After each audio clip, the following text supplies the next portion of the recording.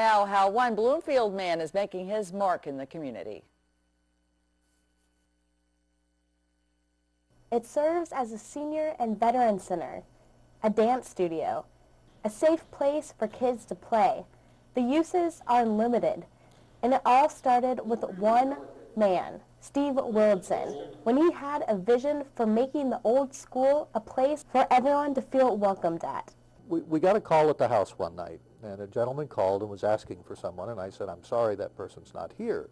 So he got kind of a little huffy and hung up, and he called back a couple of minutes later, and I said, well, they're still not here. And he said, well, I wanted to tell him about the old school for sale. And that was his big mistake, because I said, what school? Stephen comes home with all kinds of things, and usually the stranger it is, the more it begins with, "Hun, I bought you," and then whatever. So this was, "Hun, I bought you a school." The whole purpose of this place is to make it a viable part of the community again. It's a really beautiful building.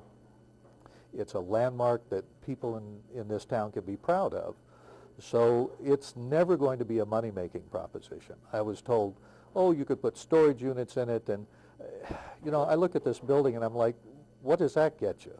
You know, sometimes you do things that don't make any sense financially, but are the right things to do, and that's what we're trying to do here. The Willardsons say that one of the difficulties they have and one of the joys they have is that they are able to help people who can't afford to go anyplace else.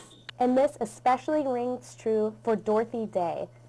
Their goal really mirrors what my dream for a community dance center had been, to have a space that's free for people to come and dance and be able to move, and without them I wouldn't have been able to do this, because, you know, everywhere I went it was, oh, we already have a dance studio in town, and nobody wanted to listen to my new ideas. But I believe that as individuals we can contribute, and this is my way of contributing. And if other folks want to get involved with this, I'll be tickled to death. But if nobody does, I've still done what I've done.